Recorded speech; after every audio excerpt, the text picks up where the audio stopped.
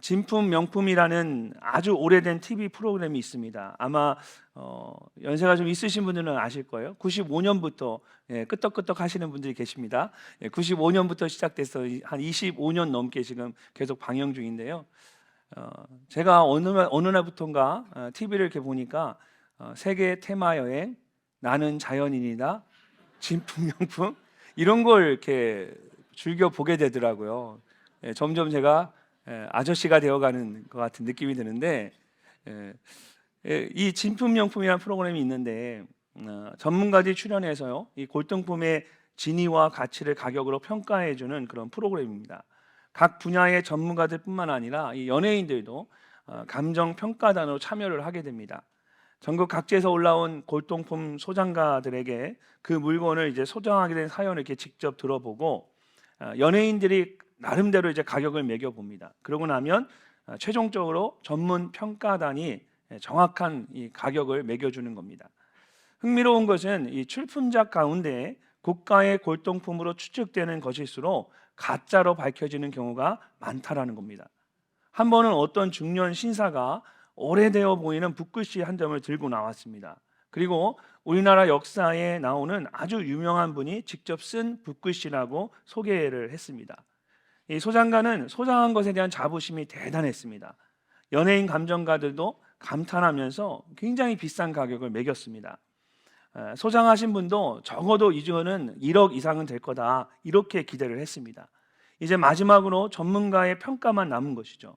모두가 숨을 죽이고 최종 감정가가 나오는 전광판을 지켜봤습니다. 여러분 놀라지 마십시오. 최종 감정가가 무려 500원으로 나왔습니다. 소장자의 그 가지신 분의 얼굴이 막 벌개지더니 금세 표정이 굳어버렸습니다. 그 붓글씨는 진짜를 흉내낸 진짜 같은 가짜였습니다.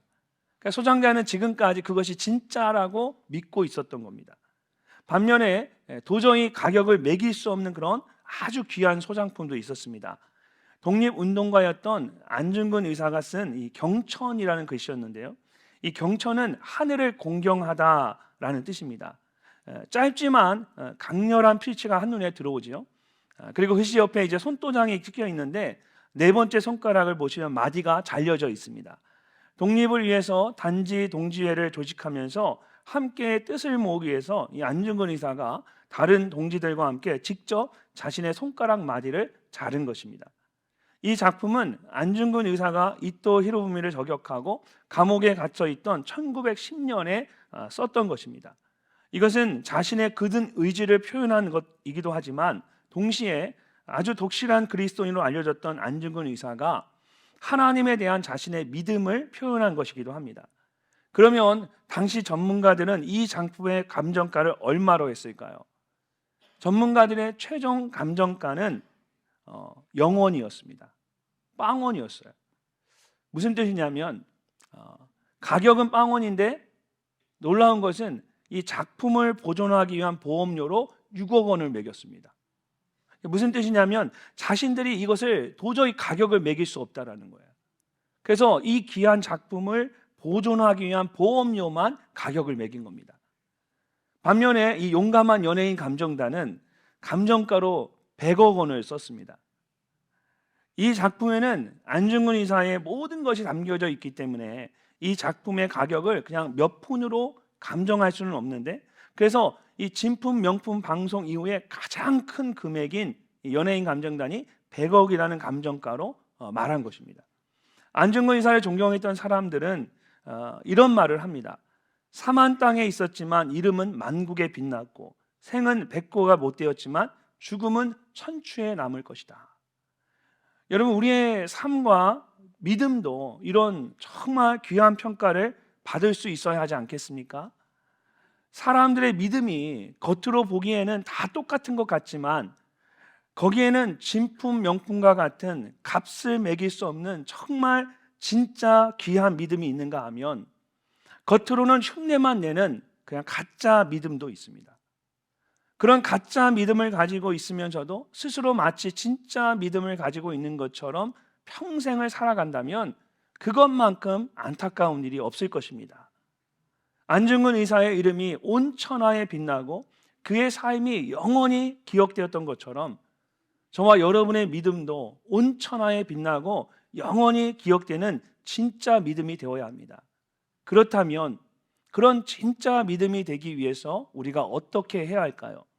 먼저 진짜 믿음은 오직 예수님만 바라보는 것입니다. 오늘 본문의 말씀은 예수님의 첫 번째 사역에 대한 마지막 말씀입니다. 2장에서 시작해서 오늘 말씀인 4장 마지막까지 하나의 큰 단락을 이루고 있습니다.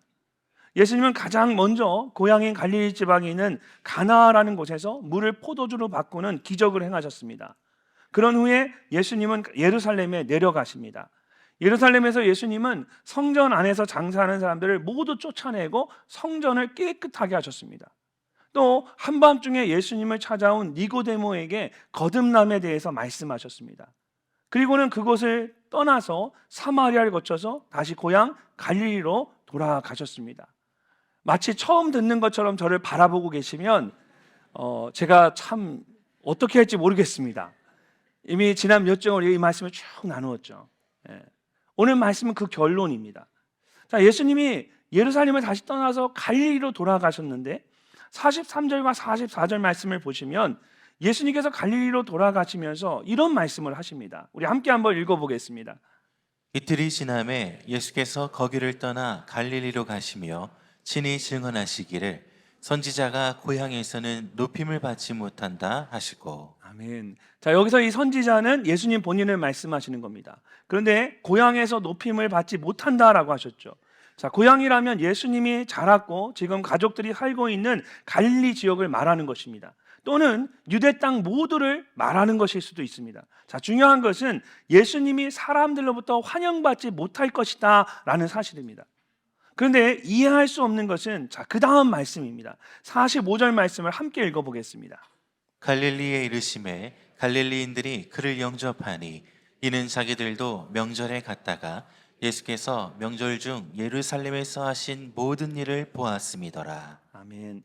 자, 예수님께서 분명히 환영받지 못할 것이라고 말씀하셨는데 갈릴리 사람들이 예수님을 환영했습니다. 영접했습니다. 그렇다면 예수님께서 하셨던 말씀이 틀린 것일까요? 그렇지 않습니다. 예수님께서는 사람들로부터 환영을 받으셨지만 그것은 진짜로 환영받은 것이 아니었습니다.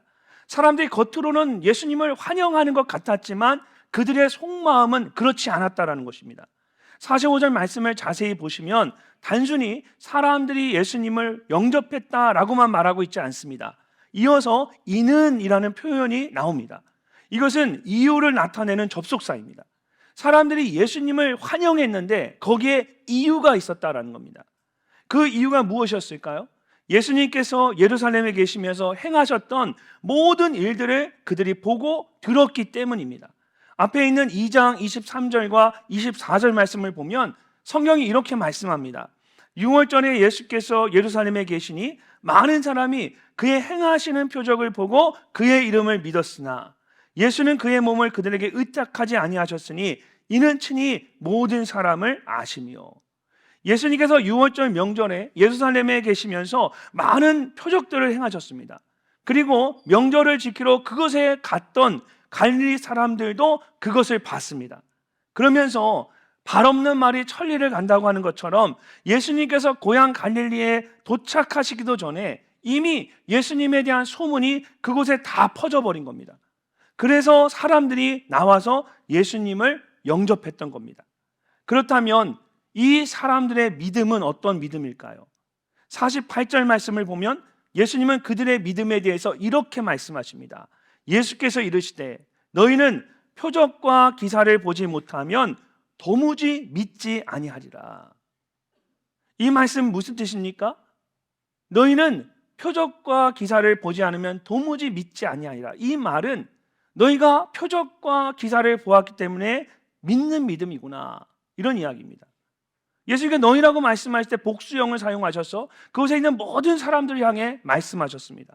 그리고 표적과 기사를 보지 못하면 도무지 믿지 아니한다라는 말씀은 그들의 믿음이 눈에 보이는 기적만 보고 믿는 믿음이라는 것을 말씀하는 겁니다.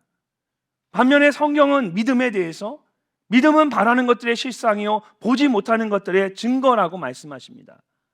예수님을 환영했던 갈릴리 사람들의 믿음은 단지 보이는 것만을 믿는 믿음이었습니다. 눈에 보이는 기적이 없으면 그들은 더 이상 믿지 않을 것입니다. 그렇기 때문에 아무리 그들이 크게 환영을 하고 있어도 그것은 진정한 환영이라고 할 수 없습니다. 고향에서는 높임을 받지 못할 것이다 라는 예수님의 말씀은 바로 이 상황을 두고 말씀하신 것입니다. 사랑하는 성도 여러분, 오늘 우리의 믿음도 이렇게 눈에 보이는 기적을 쫓는 믿음일 때가 많습니다. 믿음으로 하나님께서 행하실 일들을 볼 수 있어야 하는데 하나님께서 이미 행하신 일들만 보려고 합니다. 그래서 믿고 보는 것이 아니라 보고 믿으려고만 하는 것이 우리의 인간적이고 연약한 믿음일 때가 많습니다. 사람들은 예수님을 믿으면 부부 사이가 좋아지고 일할 것이 생기고 자녀들이 바르게 자라고 하나님께서 많은 복을 주실 것이라고 생각합니다. 그래서 좋은 일들이 생기면 예수님 믿기를 잘했다라고 생각합니다. 근데 갑자기 풍랑이 몰아오듯 어려움이 찾아오면 예수 믿는 것이 아무 소용없다라고 불평하고 원망합니다. 만약 우리의 믿음이 이렇게 보여지는 것에 따라 믿는 믿음이라면 그것은 진짜 믿음이라고 말할 수 없습니다. 예수님의 말씀처럼 눈에 보이는 것이 있을 때에는 믿음이 있는 것 같지만 그런 것이 없으면 금세 식어지는 믿음이라면 어떻게 그것을 진짜 믿음이라고 말할 수 있겠습니까? 요한복음 2장 23절 말씀을 다시 보면 예수님께서 예루살렘에 가셨을 때에 행하시는 그 표적들을 보고 많은 사람들이 예수님을 믿었습니다. 그런데 그 다음 23절 말씀을 보면 예수는 그의 몸을 그들에게 의탁하지 않았다라고 합니다. 그러면서 그 이유를 이는 그가 친히 사람의 속에 있는 것을 아셨기 때문이다라고 합니다. 거기에 있는 모든 사람들이 겉으로는 믿음이 있는 것 같이 행동했지만 그것이 진짜 믿음이 아니라는 것을 예수님은 알고 계셨던 것입니다. 실제로 5장 말씀을 보면 예수님께서 다시 예루살렘으로 돌아가셨는데 그곳에 있던 유대인들이 예수님을 박해하고 죽이려고 했습니다. 6장에서는 다시 갈릴리로 돌아오셨는데 사람들이 예수님을 잘못 이해하고 자신들의 왕으로 삼으려고 했습니다. 심지어 6장 27절을 보면 예수님께서 밤새 걸어서 자신을 따라온 사람들에게 썩을 양식을 위하여 일하지 말고 영생하도록 있는 양식을 위하여 하라고 말씀하시면서 나는 생명의 떡이다 라고 말씀하셨습니다. 그러자 그렇게 예수님을 따라온 사람들이 갑자기 얼굴색이 변하면서 소란스러워집니다. 자신들은 예수님께서 보여주신 오병이어와 같은 놀라운 기적을 보고 따라왔는데 자신들이 기대했던 것과는 달리 다른 말씀을 예수님께서 하신 것입니다. 그들이 어떻게 했을까요? 6장 66절 말씀을 보면 이렇게 말합니다. 그때부터 그의 제자 중에서 많은 사람이 떠나가고 다시 그와 함께 다니지 아니하더라. 그들은 스스로 예수님이 제자가 되겠다고 그 먼 곳까지 예수님을 따라왔던 사람들입니다.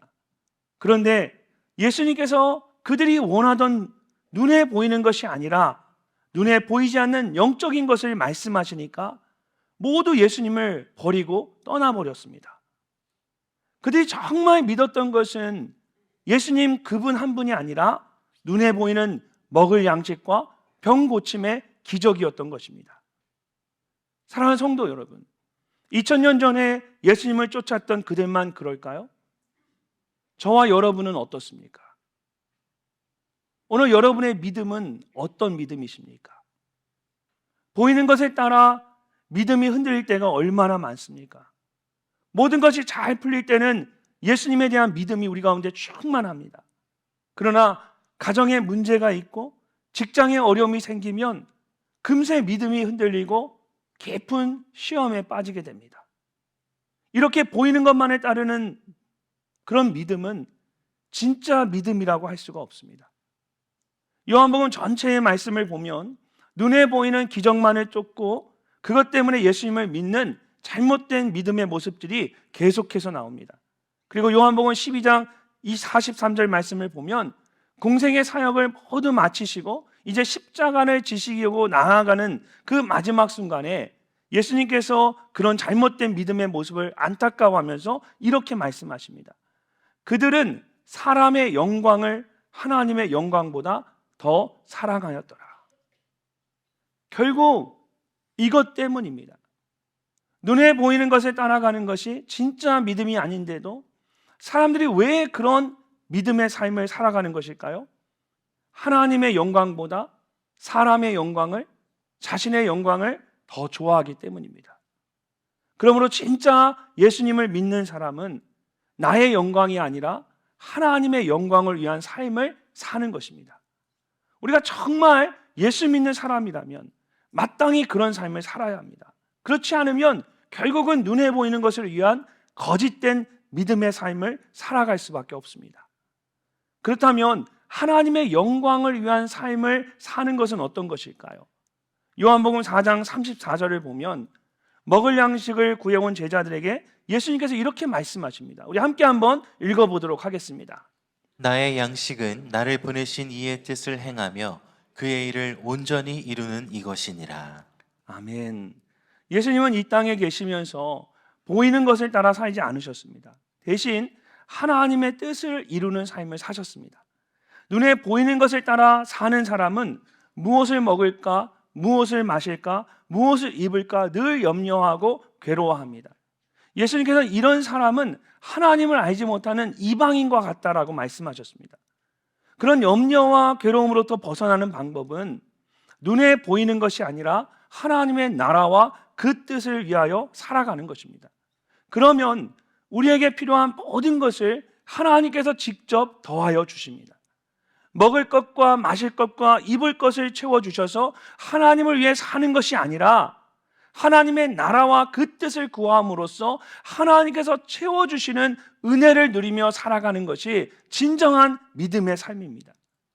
사랑하는 성도 여러분, 보이는 것을 따라 믿는 믿음은 결국 여러분에게 이 땅에 대한 염려와 괴로움만 더할 뿐입니다. 진품 명품과 같은 진짜 믿음은 오직 예수님만 바라보는 것입니다. 그리고 그런 믿음에는 하나님께서 더하시는 놀라운 은혜가 있습니다. 여러분의 믿음이 보이는 것을 바라보는 믿음이 아니라 예수님을 바라보는 참된 믿음이 되시기를 주님의 이름으로 축복합니다. 두 번째로 진짜 믿음은 말씀을 따라 순종하는 믿음입니다. 46절 말씀을 보면 이제 왕의 신하에 대한 말씀이 나옵니다. 가버나움에 살던 왕의 신하가 예수님에 대한 소식을 듣고 병든 아들을 위해서 예수님을 찾아왔습니다. 근데 가버나움에서 가나까지는 30km 정도의 먼 거리였습니다. 이른 새벽에 출발해도 오후 늦게나 가나에 도착할 수 있었습니다. 47절 말씀을 보십시오. 그가 예수께서 유대로부터 갈릴리로 오셨다는 것을 듣고 가서 청하되 내려오셔서 내 아들의 병을 고쳐주소서 하니 그가 거의 죽게 되었습니다. 그가 거의 죽게 되었다라는 것은 이 신하가 얼마나 절박한 상황 가운데 있었는지를 보여주는 것입니다. 아들이 곧 죽을 수 있는 아주 절박한 상황이었습니다. 그런데 예수님께서 조금 전에 나눴던 말씀처럼 표적과 기사만을 보려고 하는 잘못된 믿음에 대해서 말씀을 하고 계셨습니다. 자, 이제 왕의 신하가 기다리다가 다시 한번 예수님에게 간청을 합니다. 주여, 내 아이가 죽기 전에 내려오소서. 그러자 예수님께서 다음과 같이 말씀하셨습니다. 50절 말씀을 함께 읽어보겠습니다. 예수께서 이르시되 가라 내 아들이 살아있다 하시니 그 사람이 예수께서 하신 말씀을 믿고 가더니. 아멘. 자, 이 말씀 속에 이 왕의 신하의 놀라운 믿음의 모습이 보입니다. 예수님께서 가라 내 아들이 살아있다 라고만 말씀하셨는데 이 왕의 신하는 더 이상 예수님께 묻지 않습니다. 확인하지 않습니다. 예수님의 말씀대로 성경은 말씀을 믿고 가더라 이렇게 말합니다. 예수님의 말씀을 그대로 믿고 이 왕의 신하가 집으로 돌아갔습니다. 염려와 두려움이 있었겠지만 일단 예수님의 말씀을 그대로 믿고 순종하고 돌아간 겁니다. 걸어가다 보니까 어느새 해가 지고 어두운 밤이 되었습니다. 깜깜해지면 깜깜해질수록 그의 마음도 점점 더 어두워져 갔을 것입니다. 그렇게 집으로 걸어가고 있는데 저 멀리서 사람들이 다가오는 겁니다. 자기 집에 있는 하인들이었습니다. 그리고 그들로부터 놀라운 소식을 듣게 됩니다. 바로 그의 아들이 다시 살아났다라는 것입니다. 예수님께서 내 아들이 살아있다라고 말씀하셨던 바로 그 순간에 그의 아들은 이미 살아났습니다. 여러분, 예수님께서는 왜 눈에 보이는 것만을 믿는 믿음에 대해서 책망하시면서 이 왕의 신하의 아들을 살려주신 것일까요? 사람들에게 진짜 믿음이 무엇인지를 보여주기 위해서입니다. 요한복음 20장을 보면 부활하신 예수님께서 의심하는 도마에게 너는 나를 본 거로 믿느냐? 보지 못하고 믿는 자들은 복되도다 라고 말씀하셨습니다. 이처럼 예수님께서 생각하시는 정말 진짜 믿음은 보이는 것만을 믿는 믿음이 아니라 보지 않고도 믿는 믿음입니다. 근데 어떻게 하면 우리가 보지 않고도 믿는 진짜 믿음을 가질 수 있을까요? 본문 말씀에 다시 보시면 신하의 믿음에 대해서 그 사람이 예수께서 하신 말씀을 믿고 갔다라고 합니다. 말씀을 믿고 갔다. 신하의 믿음은 눈에 보이는 것에 따라 믿는 믿음이 아니라 예수님의 말씀을 따라 믿는 믿음이었습니다. 진짜 믿음은 이렇게 하나님의 말씀을 따라 순종하는 믿음입니다. 미국 남침내 교단의 이 베스모어라고 하는 아주 유명한 성경을 잘 가르치는 그런 여자분이 계십니다. 이 베스모어가 집회를 하면 큰 스테디움에 수만 명의 사람들이 모입니다. 굉장히 유명한 분인데요. 어느 날 케이 아더라는 사람과 함께 식사를 하게 되었습니다. 그리고 대화하는 가운데 이 케이 아더의 삶에 주님의 능력이 정말 놀랍게 역사한다는 것을 알게 되었습니다. 이 베스모어가 감탄하며 그녀에게 물었습니다. 당신 정말 자신감이 넘쳐 보이는군요. 당당하게 결승선까지 달려갈 자신감이 있어 보입니다. 제 말이 맞지요? 아더는 조금의 망설임도 없이 물론입니다 라고 대답합니다. 베스모어는 어디서 그런 자신감이 나오는 겁니까? 이렇게 물었습니다. 그래서 아더는 이 베스모어에게 요한일서 5장 14절과 15절의 말씀을 읽어주었습니다. 그를 향하여 우리가 가진 바 담대함이 이것이니 그의 뜻대로 무엇을 구하면 들으심이라. 우리가 무엇인지 구하는 바를 들으신지를 안즉 우리가 그에게 구한 그것을 얻은 줄을 또한 아느니라. 그리고는 이 베스모어를 바라보며 그가 이렇게 말했습니다. 저는 죄악에 묻혀 살던 삶이 너무 싫었습니다. 남은 인생조차 그렇게 살 수 없었죠. 그래서 이 말씀을 붙들고 울며 기도했습니다. 다시는 죄된 삶으로 돌아가지 않게 달라고요. 제가 그렇게 기도할 수 있었던 것은 다른 어떤 것보다 하나님의 말씀을 믿었기 때문입니다. 말씀을 따라 기도하고 순종하면 반드시 하나님께서 말씀대로 이루어 주실 것이란 믿음이 저에게 있었습니다. 베스모어는 당신에게 없는 믿음이라는 책에서 이 대화를 소개하면서 진짜 믿음에 대해서 자신이 깨달은 것을 이렇게 고백합니다. 저도 하나님께 그런 기도를 드린 적이 있었습니다. 과거에 저는 방탕한 삶을 살았고 그 수렁에 다시 빠지고 싶지 않았습니다. 또다시 수렁에 빠지게 하시려면 차라리 천국으로 데려가 달라고 수없이 때를 썼습니다. 그러나 아더와 제가 다른 점이 있다면 그녀는 믿음으로 기도한 후에는 그 말씀에 절대적으로 순종했다라는 것입니다. 이 케이 아더에게는 하나님의 말씀을 아는 것뿐만 아니라 그 말씀대로 순종하는 믿음이 있었습니다. 그래서 그 말씀이 그의 삶 가운데 능력으로 나타나게 된 것입니다. 우리에게도 이처럼 하나님의 말씀을 알 뿐만 아니라 그 말씀대로 순종할 수 있는 진짜 믿음이 있어야 합니다. 여호수아 14장을 보면 여호수아가 가나안 땅을 분배하는 장면이 나옵니다. 그때 가장 먼저 앞으로 나온 지파가 유다 지파였습니다. 그리고 유다 지파 중에도 가장 먼저 나선 사람이 갈렙이었습니다. 갈렙은 45년 전에 여호수아와 함께 가나안 땅을 정탐했었습니다. 그때 하나님께서 모세를 통해서 내가 내 하나님 여호와께 충성하였은즉 내 발로 밟는 땅은 영원히 너와 내 자손의 기업이 되리라고 말씀하셨습니다. 45년이 지난 후에 이제 85세의 노인이 된 갈렙이 여호수아와 사람들 앞에서 이렇게 말합니다. 그날에 여호와께서 말씀하신 이 산지를 지금 내게 주소서. 당신도 그날에 들으셨거니와 그곳에는 아낙 사람이 있고 그 성읍들은 크고 견고할지라도 여호와께서 나와 함께 하시면 내가 여호와께서 무엇 하신 대로 말씀하신 대로 그들을 쫓아내리이다. 여러분, 갈렙의 믿음은 어떤 믿음입니까?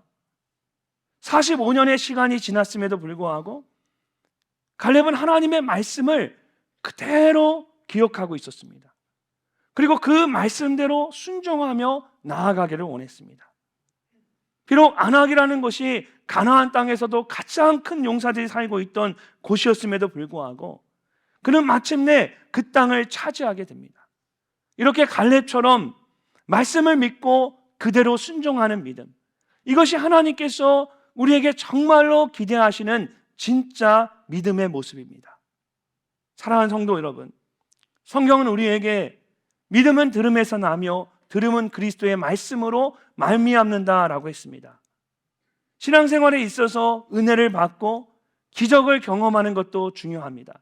그러나 그런 것보다 더 중요한 것은 하나님의 말씀입니다. 보이는 것만을 따라 믿는 믿음이 아니라 하나님의 말씀을 따라 믿는 믿음이 진짜 믿음입니다. 본문의 말씀에 나오는 왕의 신하는 어떤 놀라운 기적을 경험하고 예수님을 믿었던 것이 아니었습니다. 오히려 예수님의 말씀을 믿고 그대로 순종했더니 그가 놀라운 기적을 경험하게 되었습니다. 그리고 그 믿음으로 죽어가던 아들이 다시 살아나고 온 가족이 예수님을 믿게 되는 놀라운 은혜를 경험하게 되었습니다. 오늘 여러분의 믿음은 어떤 믿음입니까?